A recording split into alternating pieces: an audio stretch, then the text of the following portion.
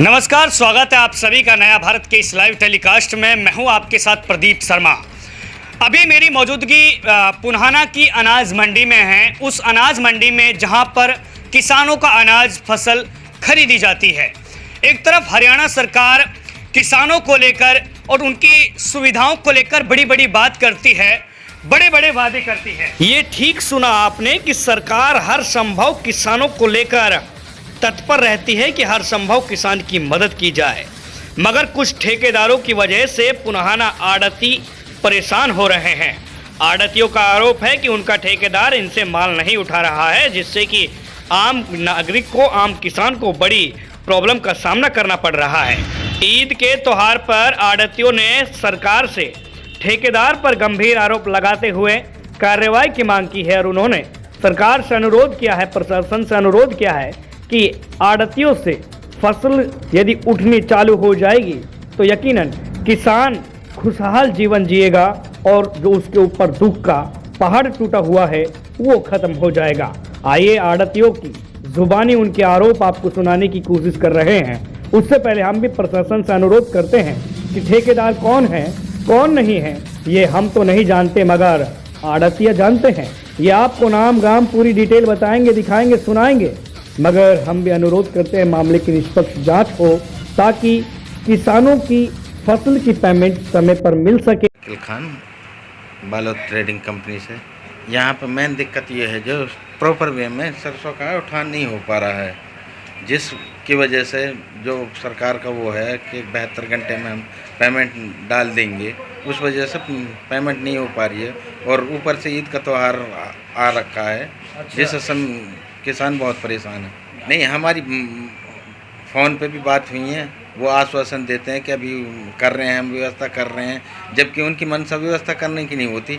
जिसने के पास ये टेंडर हो रखा है ना, उसका हमेशा का काम ये होता है कि उसके पास में एक तो कोई गाड़ी नहीं होती, और वो यहाँ के लोकल कुछ आदमियों को हायर करके इतनी समस्या क्रिएट कर देता है कि हमें मजबूरन पैसे देके यहाँ पे जो व्यवस्था है पूरी मंडी के लिए एक जैसी नहीं है।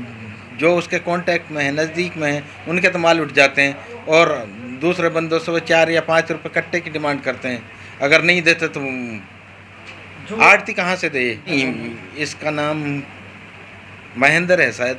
अच्छा, महेंद्र करके है जो ठेकेदार है। आपके माल को यही लेके जाते हैं? हाँ, इन्हीं का ही जिम्मा है। जो हमारा माल थोड़ी, ये तो सरकार का माल होता है और हमें तो गज्जू 2 ठेकेदार हैं, उनका काम ये होता है। उनके पास कोई गाड़ी तो होती नहीं है एक भी, वो यहीं के बंदे को हायर करके ना कि जो यहाँ का दबंग टाइप का होता है, जिससे आदमी वो हो जाते हैं। तो होता क्या है कि फिर वो डिमांड करते हैं कि हमें 4 रुपये कट्टे चाहिए, 5 रुपये कट्टे चाहिए, जब जाके माल उठाएंगे। यही है कि प्रॉपर वे में जो जमींदार का सरसों तुल गया है वो उठ उसका उठान हो जाए और जमींदार के फसल का पैसा मिल जाए। अनवर हुसैन।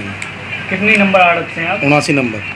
तो उठान हो जाए, हम तो यही चाहें, और जमींदारों को पैसा आ जाए, टाइम से उठान हो जाए। क्या लग रहा है कि जानबूझ के जो ठेकेदार वो माल नहीं उठा रहा है?